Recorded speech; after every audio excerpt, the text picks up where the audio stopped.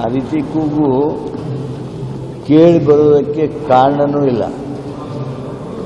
ನಾನು ಈ ಸಂದರ್ಭದೊಳಗೆ ನಾನು ಖರ್ಗೆ ಅವರು ಧರ್ಮಸಿಂಗ್ರವರು ಜಂಟಿಯಾಗಿ ಒಮ್ಮೆಲ್ಲ ಹಲವು ಬಾರಿ ನಾವು ಮನವಿ ಕೊಟ್ಟು, ನಂತರ ಧರ್ಮಸಿಂಗ್ ಅವರು ಮುಖ್ಯಮಂತ್ರಿಗಳಾಗಿದ್ದಾಗ, ನಂತರ ಮಾನ್ಯ ಮಲ್ಲಿಕಾರ್ಜುನ್ ಖರ್ಗೆ ಅವರು ಪಾರ್ಲಿಮೆಂಟ್ ಮೆಂಬರ್ ಆಗಿದ್ದಾಗ, ರಾಜ್ಯಸಭೆ ಒಳಗಿದ್ದಾಗ ಅವರ ಹೋರಾಟದ ಫಲವಾಗಿ 371 ಕೆಳಗೆ ಏನು ರಿಯಾಯಿತಿ ಸಿಕ್ತು, ಆ 371Jದ ಮೂಲಕ ಇವತ್ತು ಹೈದರಾಬಾದ್ ಕರ್ನಾಟಕದಲ್ಲಿ ಅದ್ಭುತವಾಗಿರ್ತಕ್ಕಂಥ ಅಭಿವೃದ್ಧಿ ಕೆಲಸ ನಡೆದಿದೆ. ಇಂಥದ್ರಲ್ಲಿ ಯಾವುದೇ ರೀತಿಯಾಗಿರ್ತಕ್ಕಂಥ ಅಂಥ ಅಪಸ್ವರ ಬರೋದಕ್ಕೆ ಕಾರಣ ಇಲ್ಲ. ಕನ್ನಡ ನಾಡು ಒಂದು, ಕನ್ನಡ ಭಾಷಿಕರೆಲ್ಲ ಒಂದು. ಎಲ್ಲಿ ಪ್ರಾದೇಶಿಕ ಅಸಮತೋಲನ ಆಗಿದೆ ಆ ಅಸಮತೋಲನವನ್ನು ನಿವಾರಿಸೋದಕ್ಕೆ ನಮ್ಮ ಸರ್ಕಾರ ಬದ್ಧವಾಗಿದೆ. ಅದಕ್ಕಾಗಿ ಏನು ಕಾರ್ಯಕ್ರಮಗಳನ್ನು ರೂಪಿಸಬೇಕು ರೂಪಿಸ್ತೀವಿ. ಯಾವುದೋ ರಾಜಕೀಯ ಜನ ಯಾರೋ ಮಾಡ್ತಿರೋ 371J ಆಗ್ತಾ ಇಲ್ಲ ಅಂತ ಏನಿದೆ? 5,000 ಕೋಟಿ ರೂಪಾಯಿ ಈ ಸಲ ನಾವು ಬಜೆಟ್ ಕೊಡಲಿಲ್ವಾ? ಇದೆಲ್ಲ ಅಪಪ್ರಚಾರಕ್ಕಾಗಿ ಕೆಲವರು ಹೇಳಿರುವ ಮಾತು. ಆದರೆ 371J ಅನುಷ್ಠಾನ ಆಗ್ತಾ ಇದೆ. ಅದಕ್ಕಾಗಿ ಅಭಿವೃದ್ಧಿಗೆ ಹಣ ಕೊಡಲಾಗ್ತಾ ಇದೆ. ಏನದು ಆಗದೇ ಇರೋದೇನು? ಅಂಥವು ಯಾವುದಾದ್ರೂ ಇದ್ದರೆ ಸರ್ಕಾರದ ಗಮನಕ್ಕೆ ತರಬೇಕು.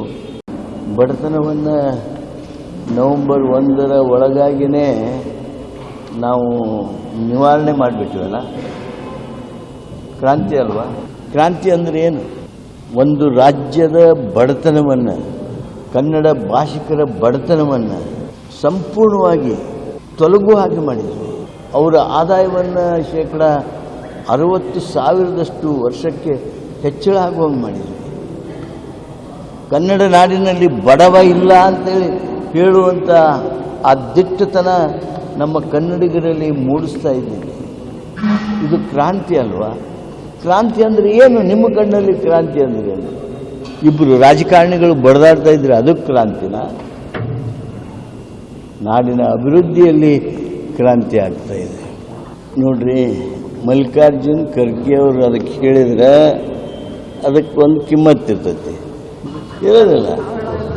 ಇದು ಚರ್ಚೆ, ಅದು ಕೊರತೆ, ಮಾಹಿತಿ ಕೊರತೆ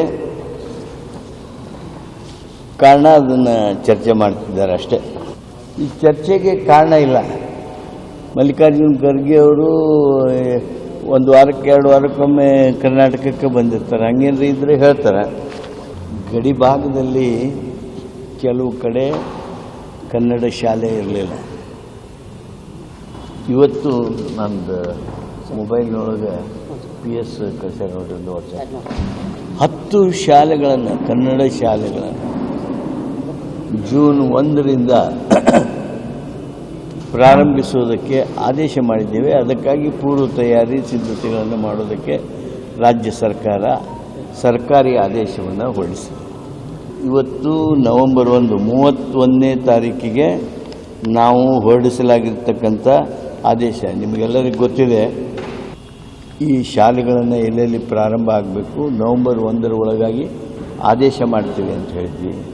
ಹಾಗೆ 10 ಶಾಲೆಗಳನ್ನು ನಾವು ಪ್ರಾರಂಭ ಮಾಡ್ತಾಯಿದ್ದೀವಿ, ಕನ್ನಡ ಶಾಲೆಗಳನ್ನು. ಇದು ನಮ್ಮ ರಚನಾತ್ಮಕ ಹೆಜ್ಜೆ. ನೀವು ಯಾರೋ ಒಬ್ಬರು ಸೆಲ್ಫಿ ಹೊಡಿಸ್ಕೊಂಡ್ರು ಅದಲ್ಲ. ಕನ್ನಡ ನಾಡಿನ ಕಲ್ಯಾಣ ಕೆಲಸದಲ್ಲಿ ರಾಜ್ಯ ಸರ್ಕಾರದ ಅಧಿಕಾರಿಗಳು ತಮ್ಮನ್ನು ತಾವು ತೊಡಗಿಸಿಕೊಂಡಿದ್ದಾರೆ. ಹೆಚ್ಚಿನ ವಿಡಿಯೋಗಳಿಗೆ ಪ್ರತಿಧ್ವನಿ ಯೂಟ್ಯೂಬ್ ಚಾನೆಲ್ ಸಬ್ಸ್ಕ್ರೈಬ್ ಮಾಡಿ, ಬೆಲ್ ಐಕಾನ್ ಕ್ಲಿಕ್ ಮಾಡಿ.